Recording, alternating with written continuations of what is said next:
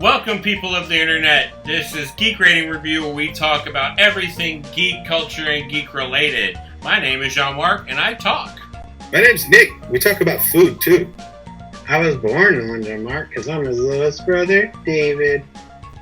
David, where's your alcohol? Why are you putting your shirt on the drink? You can't take a shot of wine. No, he doesn't want a bare-chested podcast. Oh. I was thinking about doing one of those. I'm not wearing the underwear, so. Oh, no. Don't stand up. Where's that Wiener podcast? Oh, no. Jeffrey Wiener. I forget his first name. The New York politician. Oh. Like Anthony Wiener? Anthony Wiener, yeah. Yeah. Like I'm wearing your favorite game on my shirt. I'm still wearing a Superman shirt. Wow, way to wear a Legend of Zelda shirt during our Star Wars podcast, David. I don't own a Star Wars paraphernalia. I own a lot of Star Wars shirts. But this is like my prized possession right here. For the listener, it is a VHS copy of the original Star Wars. Oh. Look, and even there's a sticker on it. It says, "Last chance to own the original version." Yeah. Right before they ruined them. Right before they put their fingers. It's better that we made Han Solo a more human character that was not stone-hearted killer. Yes. Or interesting in any I way. think that made the story way better. It's so much better. Or sticking his finger through Jabba the Hutt whenever he sticks his finger through Jabba the Hutt. Well, you don't know their customs. That could be their customs. It's true. So welcome to the Star Wars podcast. An orifice and stick his finger in it. Yeah, that's his erogenous zone. And it's an alien culture. You can't pass value judgments on it. That's right. True. Han owes a lot to Jabba. I just figured out the band name is Erogenous Zone. Ew. What, the band in the cantina? Yeah. Okay. Oh, no. It's better than the singer in Jedi that they added. Oh, I don't want to talk about it. So this is a Star Wars episode, right? Yeah. Okay. We're going to go through the Star Wars movies in order of appearance, not in the, like, episode 1. We're going to start with episode 4, A New Hope, that was released in 1977, and none of us, except for maybe one of us, who are our guest star, Andre Lejeune, is here to talk about Star Wars. Or Andre. I can blur out your name if you want me to. No, that's fine. Or blank it out. It's not to preclude me from being, like, Secretary of Defense or anything. Well, you could say that it's just one of the Lejeune brothers, and it would still be a dice roll to get the right one. It's true. So, Andre, I wanted to get your thoughts and what you went through when Star Wars Episode 4, as it's called now, A New Hope, which it's called now, was released in 1977. Yeah. Well, I mean, I was little. Like, I was, like, 7 or 8 years old when it came out. Wow. And it was sort of like a shockwave when it came out. Because, like, I know Quentin Tarantino loves, like, 70s stuff, but in a lot of ways, the movies from the 70s were depressing and turgid. And, like, when they started with that vein of movies, they were very, like, gritty. And, you know, that's what people were kind of looking for, was something different from the big studio movies, you know, with everything over the top. But, like, they were terrible. You know, like, a few of them might have been good, but most of them were just depressing schlock. And right. Most 76 of the movies Best Picture was Rocky. Yeah, they were like that. They were sort of, they were just like Rocky, don't stick a gun in your mouth. You know, that should have been the subtext of the movie. And, you know, it wasn't a bad movie, but it was depressing, you know? And, like, when Star Wars came out, it was like a thunderbolt of, like, you know, people wanting to see movies like that, and Hollywood saying, you have to watch this depressing garbage. It caused shockwaves in the movie industry, and there was just nothing like it out there. It used, like, you know, classic sound, images, characters, The story was like uplifting and positive. There was literally nothing like it. You know, movie theaters played Star Wars every day for like a year Wow. after it came out. Like, and people watched it dozens of times. I don't think there's anything comparable to it, you know, that's happened in decades. It was like a paradigm shift in movie making. I think that's a perfect point because it's also one of the first films to be made by a film nerd. You know, all those guys went to college together and watched Kurosawa movies and watched old gangster movies and stuff, and they started to integrate that, kind of like what Tarantino does and has been doing for 30 years. But these guys were doing it in the 70s before everybody. So what felt fresh to the masses was just kind of chopping up the old styles and making something new and funky. Or could you use say a 70s term? You know? And I mean, and again, there's nothing wrong with that. You know, every generation needs their King Arthur and their Robin Hood and stop making Robin Hood. I mean, but I mean, like, great stories can be retold for every generation. Yeah, but right. I think, but we could also say maybe they used what worked in old movies and what was more visually appealing or what they thought looked good in those old movies and put them in these new ones. And one of the great things about Star Wars was it was sci-fi, but the future was old. Yes, it was lived in. Like it wasn't like Star Trek 2009 where everything was pristine and, you know, you could eat off the floor, and like their helmets had like carbon scoring and their ships were messed up.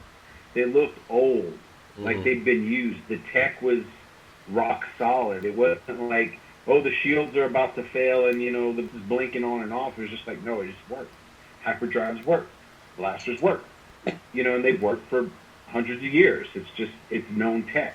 That made it a lot more grounded. You know, like your brain, it felt real in your brain. It was presented in a real manner. Yeah, intentionally ugly. Mm-hmm. Well, and that also goes to the Japanese aesthetic. Flaws make stuff seem more real. Like you drop a bowl, like there's a Japanese thing where, like, if you break a bowl, they'll put it back together and it'll show the areas where they fixed it, and that's considered beautiful.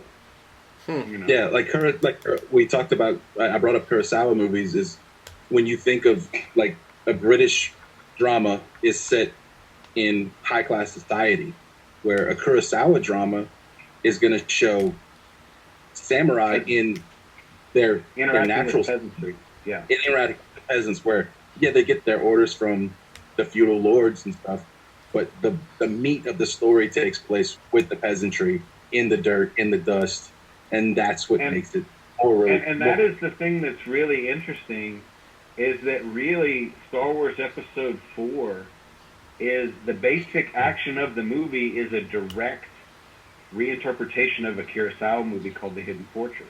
Yep. I mean, who has not seen The Hidden Fortress here?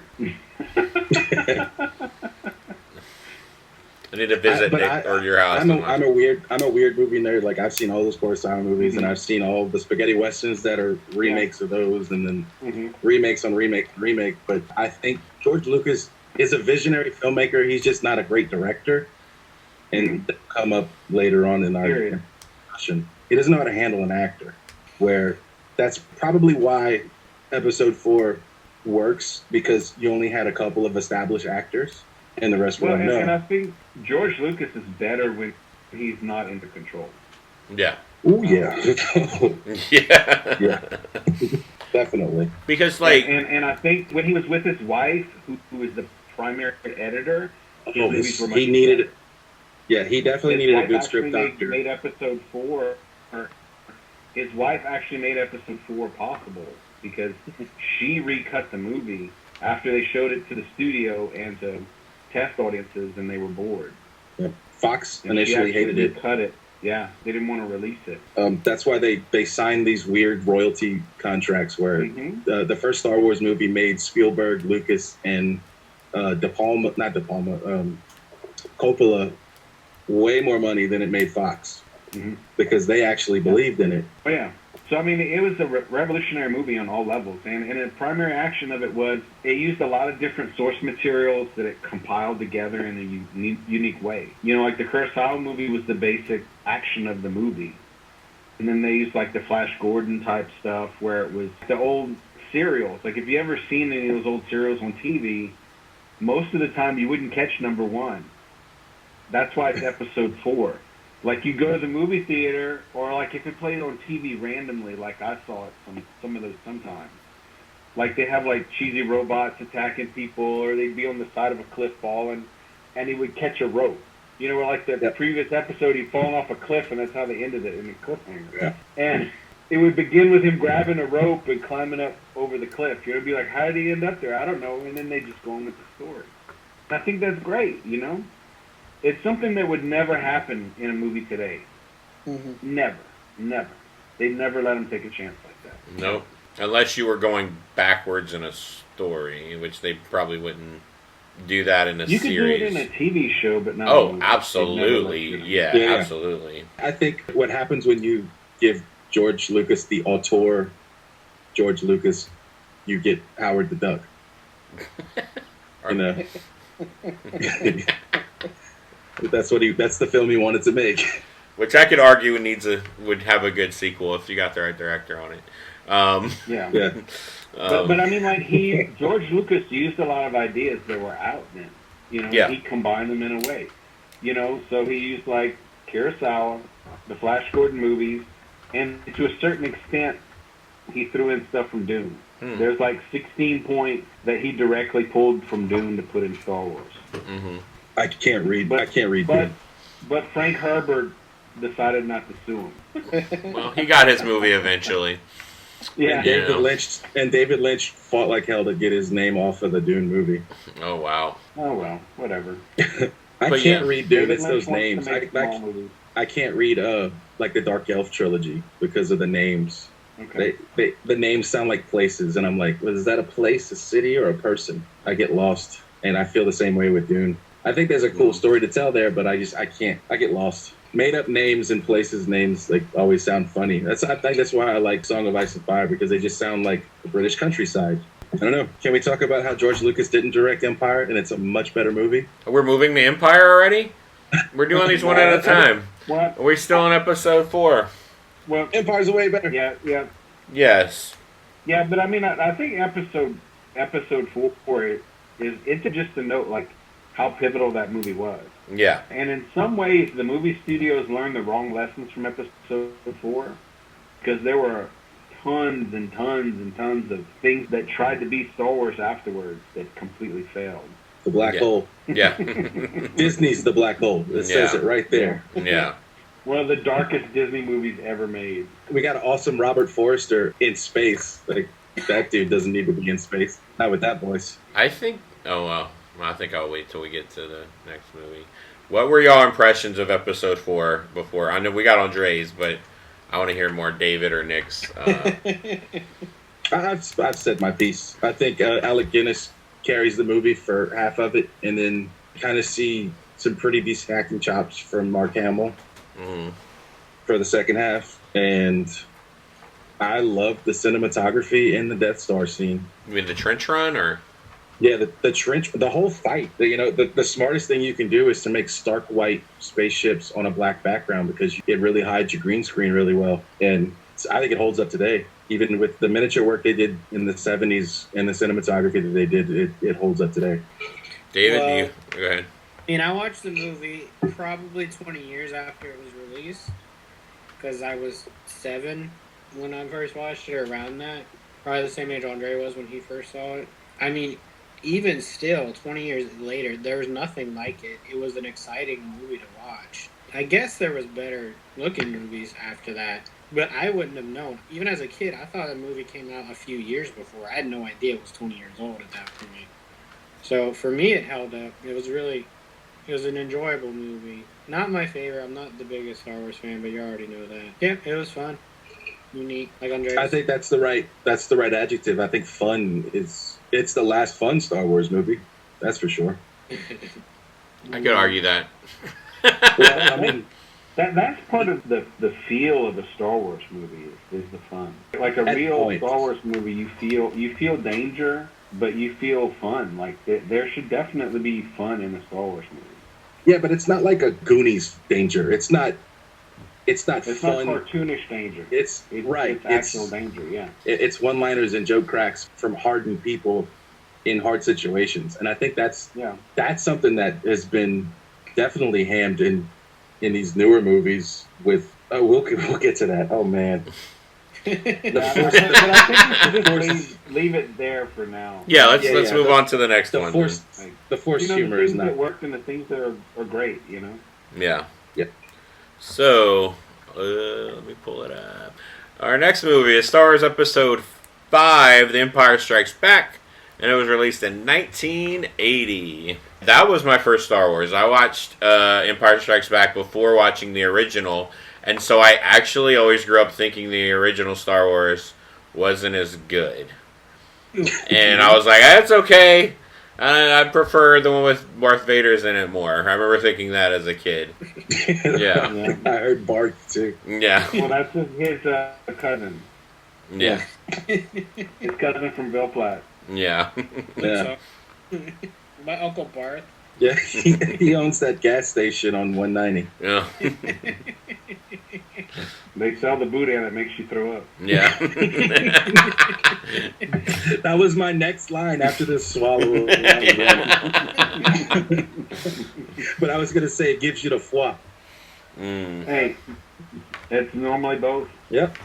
So, Andre, what was your, like, you watched the first one, it was this cultural phenomenon, and then the next one's coming out. How was that like growing up? You know, like, you have sky-high expectations after the first one, and it exceeded expectations, like, on all levels. It's just like these characters that you enjoy, you feel a connection with them, and they just get their guts stomped out, and they're just fighting to survive. They take it to a place that people basically couldn't have anticipated, that other directors or other filmmakers just wouldn't have gone there at all. Like, it was unexpected. There was a lot of expectations, and it just exceeded people's expectations by a mile. Just a great movie. Fantastic movie. Well, like, and we talked about this a little bit, you and I, Andre. We talked about, like, Brie Larson as Captain Marvel. But, like, I think, like, charisma in your actors can carry a movie. And I think this is when Mark Hamill was finally getting his chops as an actor, more so than in the other one. And you had, you know, Han Solo and Leia and Lando Calrissian all having these big personalities, and the way that it's acted, they come off more natural than like they're like standing and acting. You know, it was such a natural, good performance, and Darth Vader was actually menacing in this one as well, acting against that. Going on there. Let's say that again. There's definitely a lot of method going on there with those actors. They felt like three-dimensional people. Yeah. You know, there wasn't like, oh, I'm just reading my lines. You know, when do we break? Yeah. You know, that kind of stuff. Yeah, it felt like they hung out offset.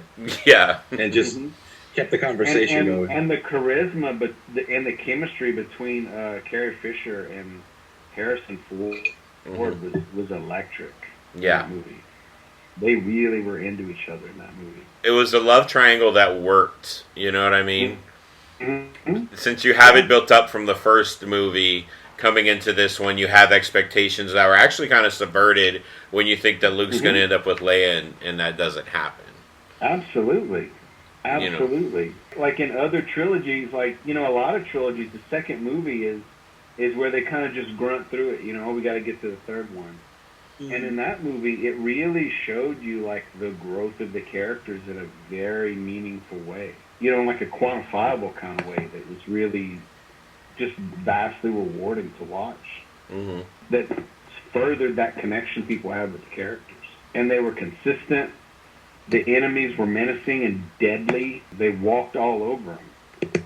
You know, and, you know, you go head-to-head with something that's based on brute force, and they're going to crush you, and that's what happens. You know? Yeah, it's ballsy to have your heroes lose in such a complete fashion. And you got the treachery with Lando. You got the chemistry. You got Luke's arm.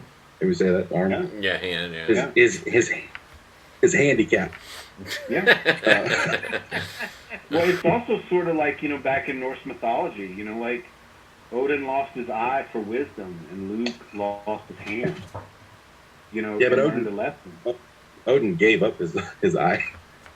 Well, Luke kind of did too. Like in the process of growing, like he was damaged and came away from it a stronger person. Yeah, that Empire, all it does is subvert expectations. It's the twist. It's the the defeat of our heroes. And also there's something that the current writers have forgotten, and that is for your antagonists to be menacing, they have to be competent, and they have to have a plan, and you have to be honest to those characters, because if you don't have a good antagonist, the protagonist's victories are hollow. Yeah. Like, Luke Skywalker was an adult and all the Imperials were toddlers, he'd just go around massacring them and it would be boring. Yeah. How did he accomplish anything? But they weren't. They were a genuine, visceral threat. Yeah, Hoth was a massacre. Mm-hmm. Hoth wasn't a fair fight. It was a massacre. No. The rebellion had no chance. Mm-hmm. From the get-go. From they the all jump. knew it. They all knew it. Yep. They all realized it. They're like, as soon as they showed up, they said, we're done. And they fought. I'm of the opinion that Empire is not only one of my favorite sci-fi movies, it's one of my favorite movies of all time. And it's consistent. And it's consistently listed that way, and that's going to come up later. Right, and it's also it's also the least meddled with of the special editions. Mm-hmm.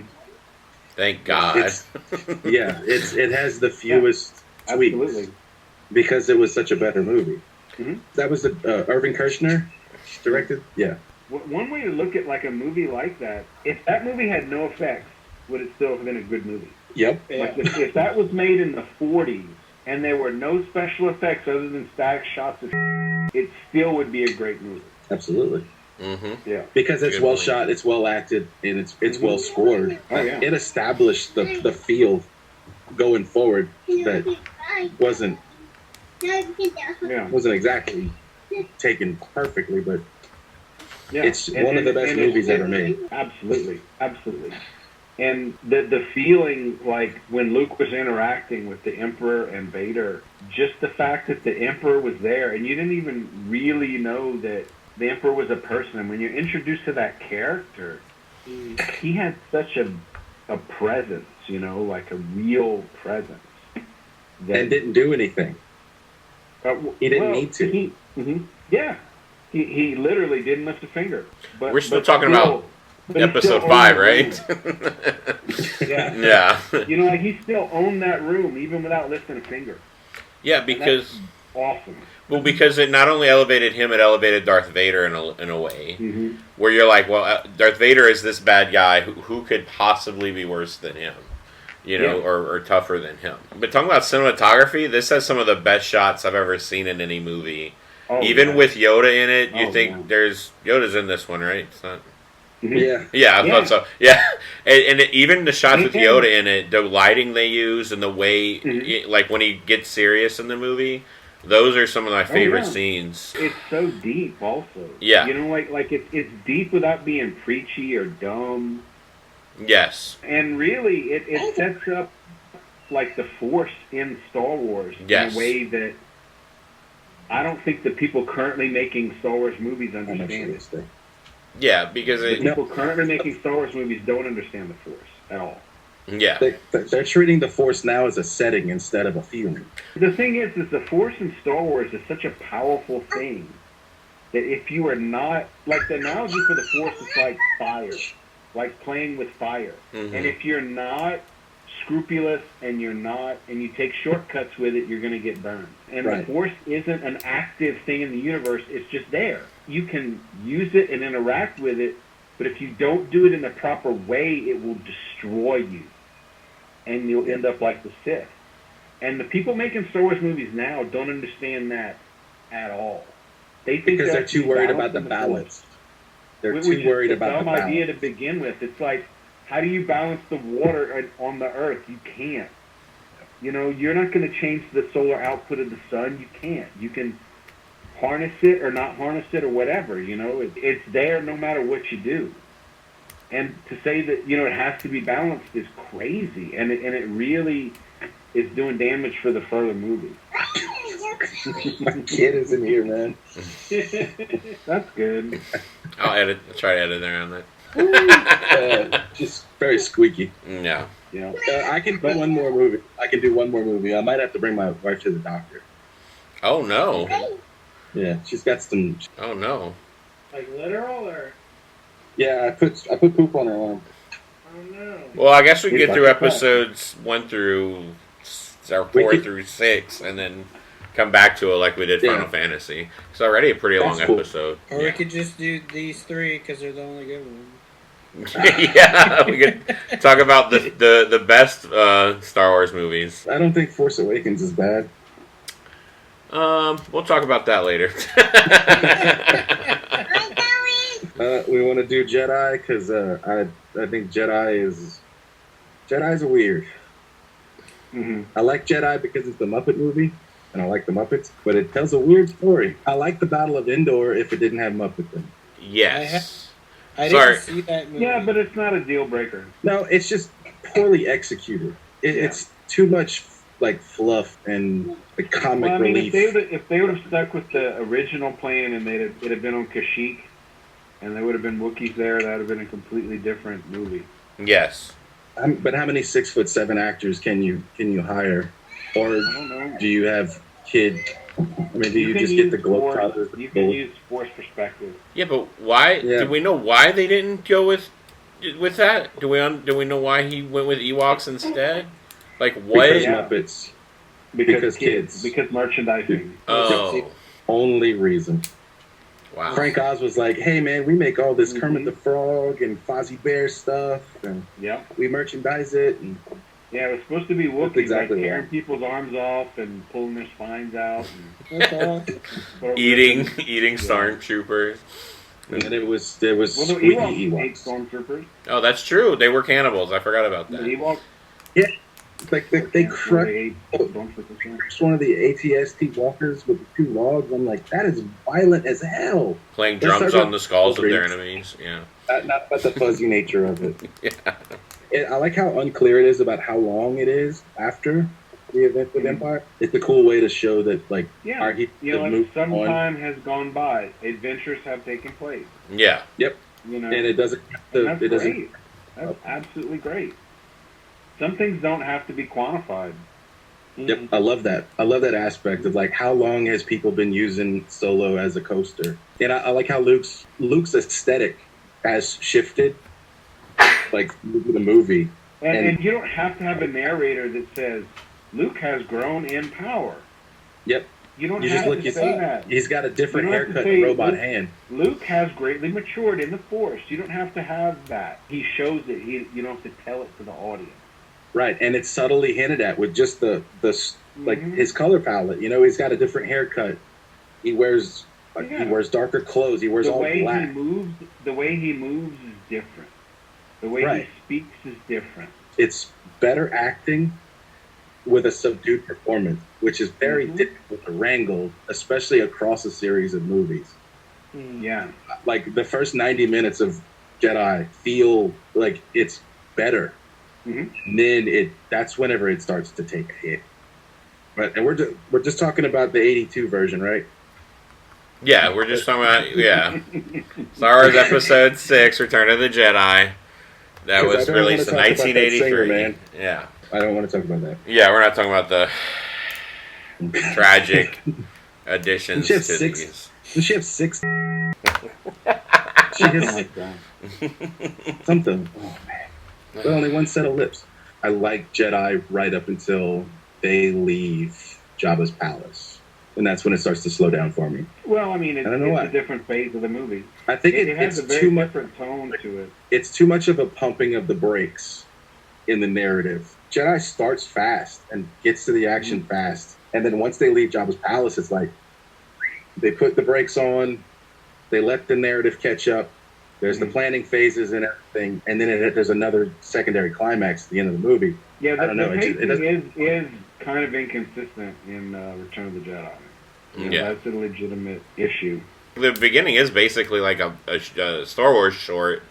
where they go on this little adventure to rescue Han. That is very important that they do that, and that is something that needs to be visually exciting, and they even set up their own villain. They set up the menace of him, and then being able to defeat him in that short amount of time is actually very impressive, that they were able to do so much. It also pulls the narrative along a lot, because you learn about who these bounty hunters work for, the other side of the empire, the scummy kind of people, and organized crime in imperial territories and stuff. Yeah. It kind of I don't like the narrative of the universe. Yeah, I don't like the accidental defeat of. Oh no! No one did. Yeah, no one did. Yeah, no one did. I mean, what's his name?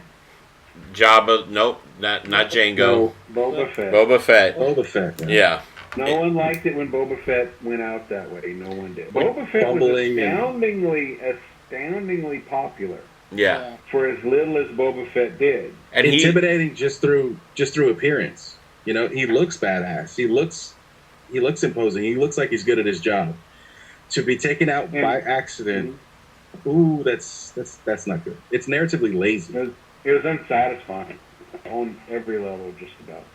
Well, there's a big laser turret on that palace they could have used to kill him. Or at least have him square off with Luke. And it's funny because as a kid, I was like, oh yeah, he's going to bust out in a few seconds.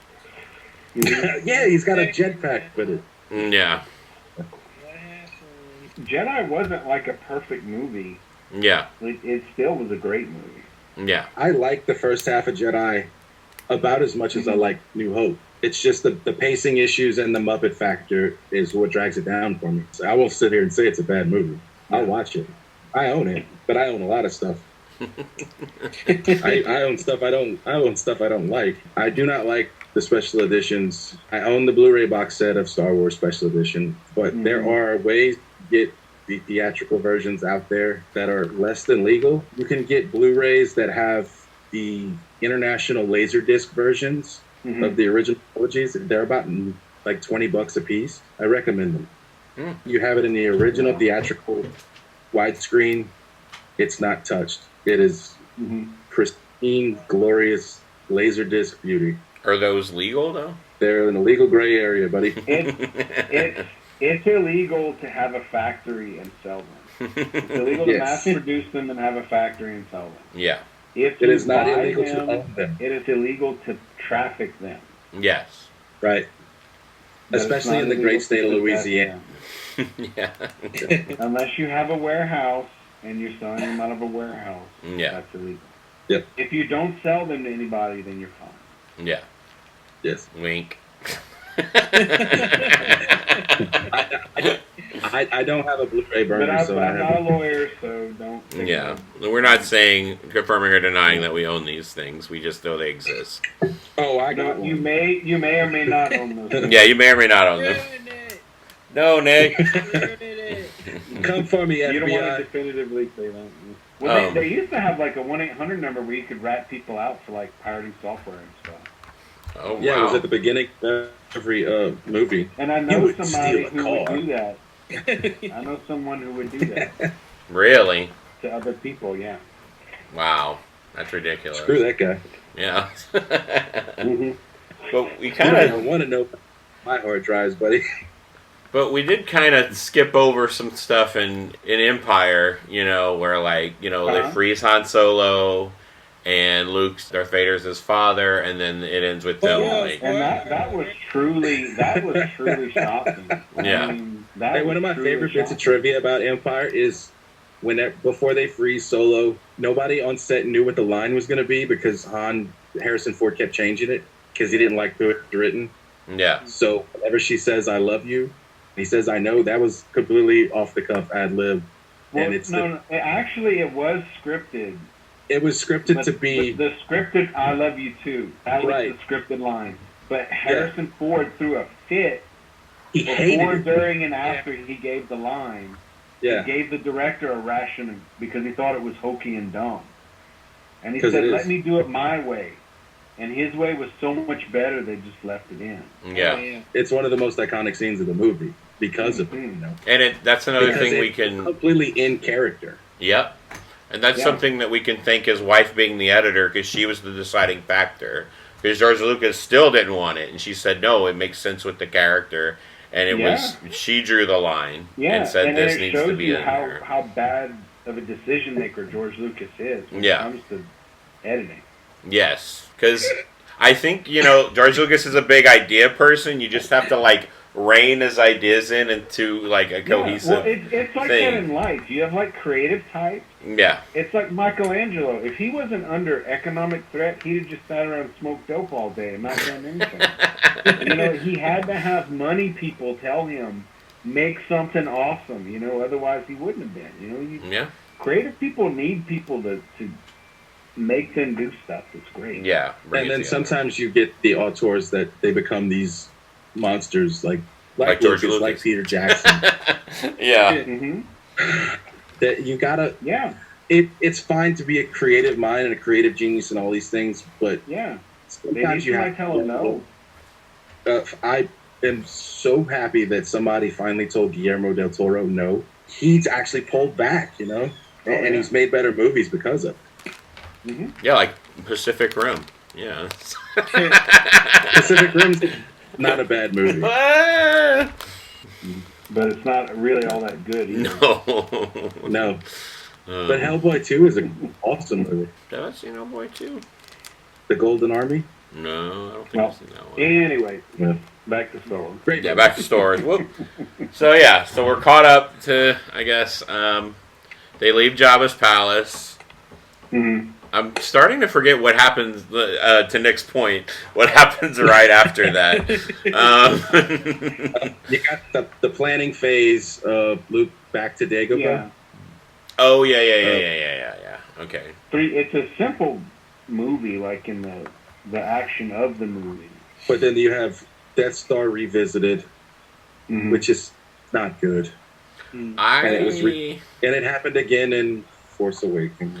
Yeah, but I kind of liked that it was. I almost wish the Death Star wasn't. It was shocking that they brought the Death Star back. Yeah. That was shocking at the time. Like what they did with it in the Force Awakens was a travesty. But like in Return of the Jedi, it wasn't terrible that they did that. Big organization, they're going to do stuff like that. Well, it kind of worked before. Let's try it again.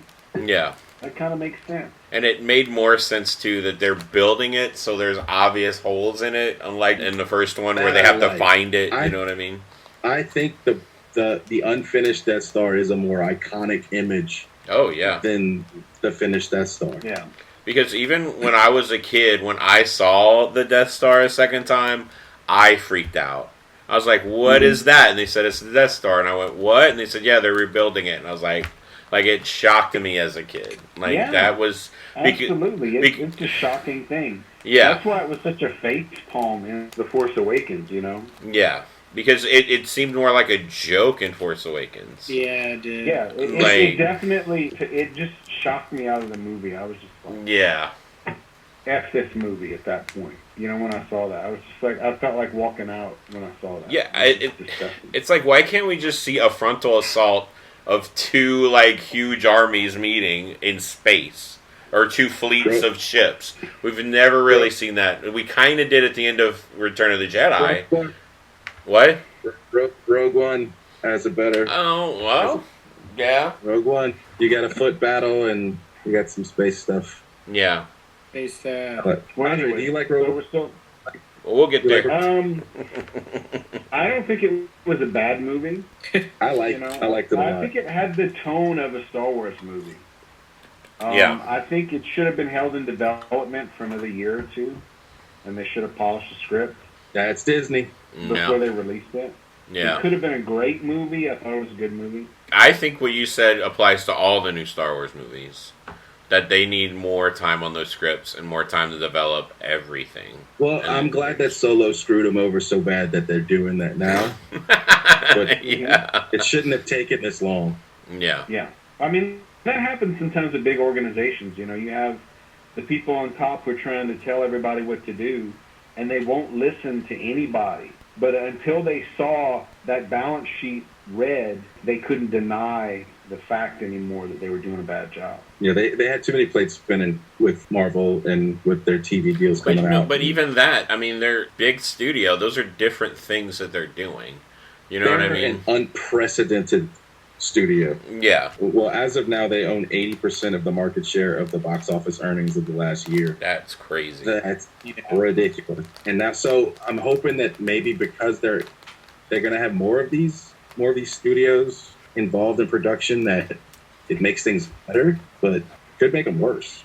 It's true. I mean, like you have DC demonstratively fail trying to have a universe.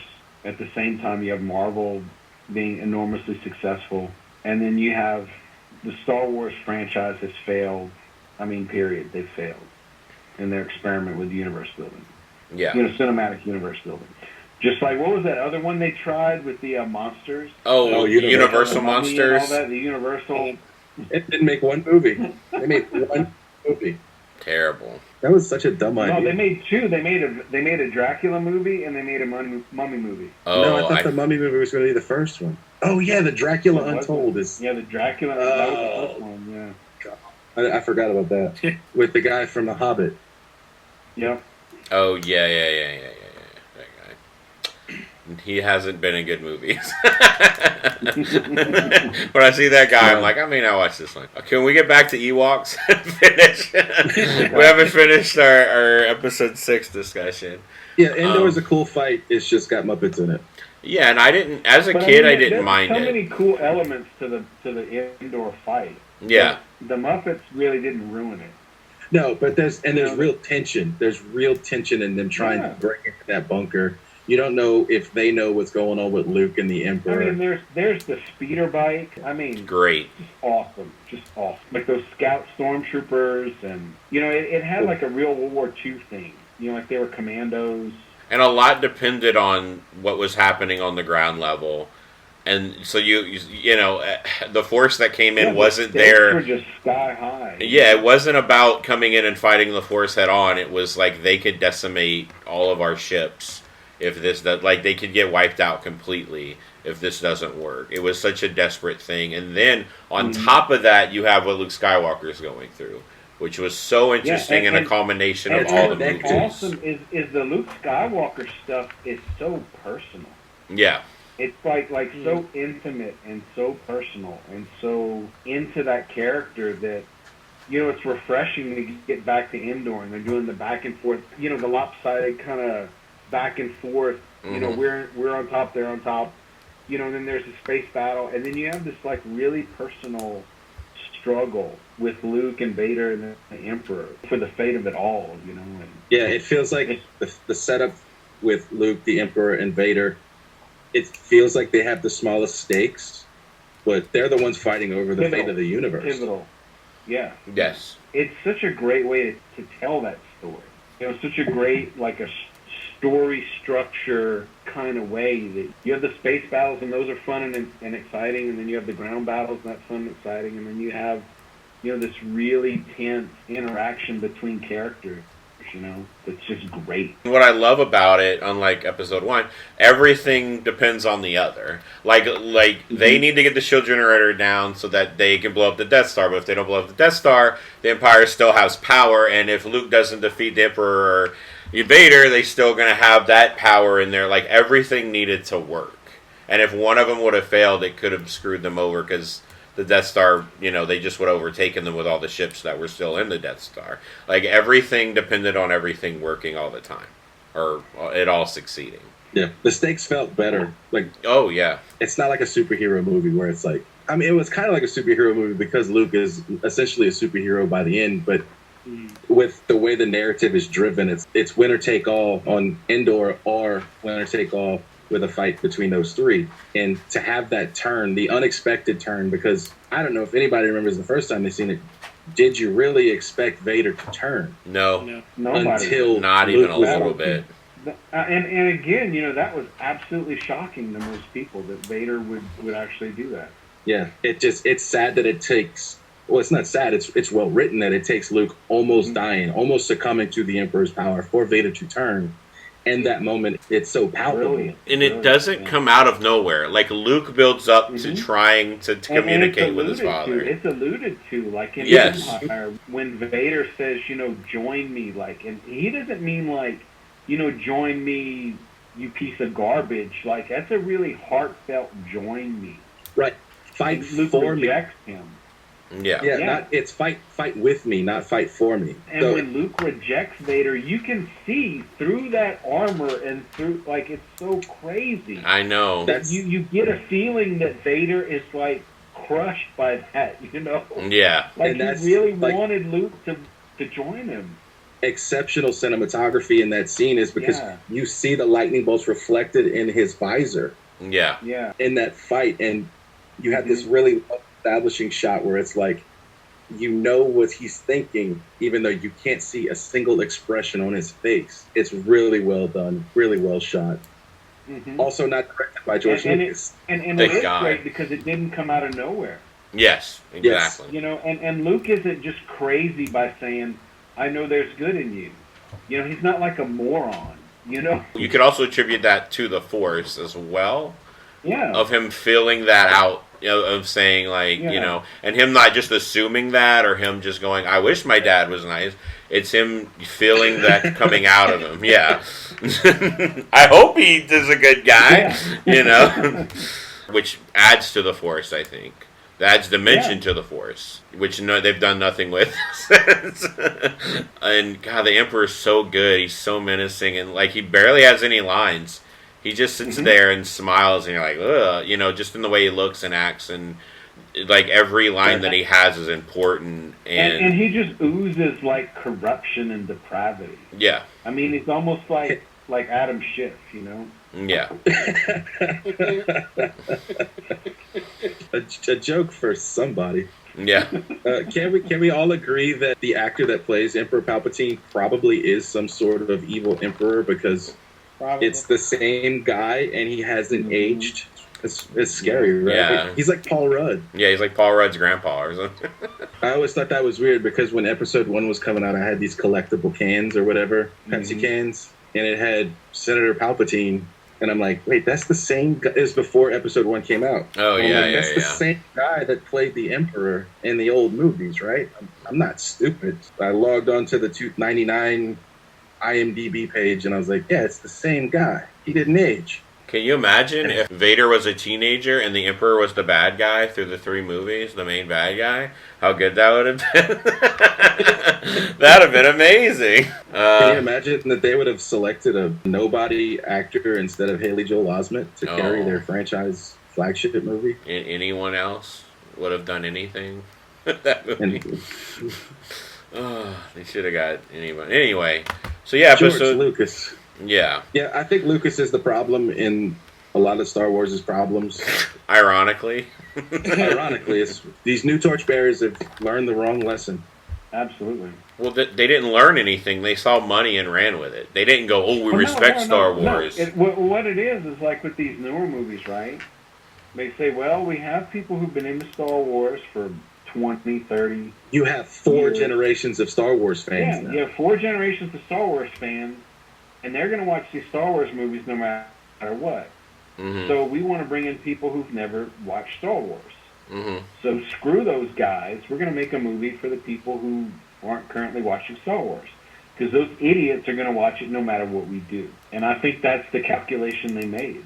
They really messed up by not The newer including. movies are not made for Star Wars fans. Yeah, we poo-poo episode 1, 2, 3, but at least they didn't have Death Stars, and at least they were original, unlike the And new he ones was that are out trying now. to do new things with it. Like, Yeah. He was attempting to do new things. Yeah. It was sloppy and lazy.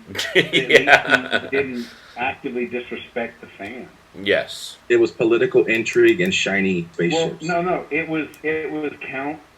was shot, counter shot, walking on a green screen walkway. Yeah. Yes, Most it got. He got his love affair with digital film was. Yeah, absolutely. Gross. And there was no one there to tell him no. Everyone said, "You're such a genius. Sit in your chair and do shot, counter shot." Yeah, but I And think we'll throw in you're. some action so people don't fall asleep. Yeah, but I think you're giving them too much credit because, like, it's George Lucas, and the first 3 films were so built up. You're not gonna tell him no because he's the visionary from the original 3. Yeah. You know. Except that's not the way it happened. Yeah, I know, but like, You know. yeah, it's his character work. You know, Mhm. It's a lot. you can't backbone a film franchise with poor character work. You know, we were supposed to dialogue. Lazy dialogue. Yeah. Oh my god, Ewan My McGregor is a heart great breaking. Ewan McGregor is a great actor, and they gave him Period. nothing interesting to say. Period. Nothing interesting. Nothing. You kill off Qui-Gon in the first movie. He also had nothing interesting to say. And Hayden Christensen was an astoundingly bad casting decision. yes. Anakin alone in all 3 It was movies horrible. was terrible. When there was a universe of better people that they could have got. Yeah, There are 10 people off the top of my head that would have done a tremendous job. yeah. Better than Hayden Christensen. Yeah. Those movies, the only thing he cared about was the digital effects of it. He didn't care. Like he thought, oh, the story's He political. absolutely pushed the boundaries of the technical parts of making movies. But even Absolutely. he should have known that the tech was not practical I know effects that, will always look better. But that's what George Lucas was interested in, and there was no one to tell him no.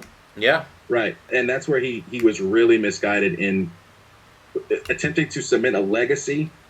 Mm-hmm. You cannot cement a legacy on digital effects. yeah. Go back and watch the first Lord of the Rings movie. Those Mhm. effects have not aged well. The practical effects have. Mm-hmm. Mhm. The armor, And that's why the they tried to suits, use a lot everything. of practical effects. Yeah. They used a lot of forced perspective, Mm-hmm. you know, like ton. old techniques that work. And I Right. like the practical work that's done in the new franchise. Is a breath of fresh air to see it, Mhm. but there's too much glitz and glamour that's not going to look good in 5 years. Yeah. And at the same And- time, and the- you do have movies that are visually beautiful, but the content is garbage. Mm-hmm. I mean, like if you want to jump to like The Last Jedi or whatever, that is a beautiful film. But it's best enjoyed with the with the dialogue gone, because it's much more enjoyable that way. Yes. But then you won't understand the plan that has no understanding. Yeah. You gotta do the thing to get the thing. Yeah. Yeah. You gotta sacrifice the thing to go get So are we gonna go further or go to? other Well, movies, or- I mean, Let's kill it here. We will do the prequel trilogy another time. I gotta rewatch them. I have them. I'm I just not. gotta rewatch them. I'm not. I'm gonna rewatch them. There's no way I'm doing No, that. they- Have fun. I will bite the bullet and I do it. can't. I Watch refuse. My headcanon. And do a riff track of it. No. My Is headcanon there? says Revenge of the Sith isn't a bad movie. Oh, But I know Attack of the Clones is horrible. And I know Episode 1 is like lazy and dumb. I They're all just. lazy and dumb. Yeah. But I think 3 isn't a bad movie. I'm gonna rewatch them. 3 is the least lazy and the least dumb. Right, that's what I Because remember. He kind of puts out some effort. Yeah. It's not Like necessarily. he kind of gets out of his chair a little bit in the third one. Well, yeah, It's you got. just a better story than the other one. But that Yeah, it's got a lightsaber better fight plot at the than end the is just so. I'm gonna rewatch ridiculous. I know 2 is the worst. I think episode one. Two is a snorer. Yeah. I still think, even with the new ones, that episode one is my least favorite. No Still, way. Episode 1 was the most of a disappointment of all of them yeah, because people had such high expectations. And then I think Jar Jar 7 spoke. and 8. Yeah, I think 7 and 8 were like your expectations weren't as high as episode 1. yes, I think people had such high expectations for episode 1, and it was so bad. I had a friend in college that went to film school, and he made a cut of episode 1 where he turned Jar Jar's dialogue from English into some gibberish language, Yeah. and it made it a better movie. wow. Yeah. He was just That would've speaking been better, gibberish. It wasn't English. He just had subtitles, and it made it a better movie. That is crazy. I Yeah. don't even. You know, I think that's going to be something that's going to be bigger as we go forward. Is people doing custom cuts of movies. Yep. and Yeah, there's altering a- dialogue and stuff like that because it's becoming so easy to do. Yep. Yeah, there's a Hobbit fan cut that I saw that's actually not bad. Oh, I'm Not sure. the last two movies. The first movie that Yeah. wasn't bad. Wasn't too bad. Mm-hmm. You could. There's so much there. Like you can cut out the whole Lake Town. And, Yeah. Or just cut it down. I mean, the whole Lake Town sequence was an abomination. Yeah. Yeah. And it's very upsetting that Red Letter Media doesn't care about the Hobbit films or the Lord of the Rings film because they would have eviscerated it. Yeah. But there I is ran out of- another YouTuber who's doing movies in the style of Red Letter Media Mm. that's covering things that they refuse to cover now. Oh, that's good. I don't like riff tracks and stuff, but I like film analytics. I don't know if he still makes videos anymore, but there's a YouTuber called Every Frame a Painting. Mm-hmm. If you get a moment, like he's got some 7-8 minute long.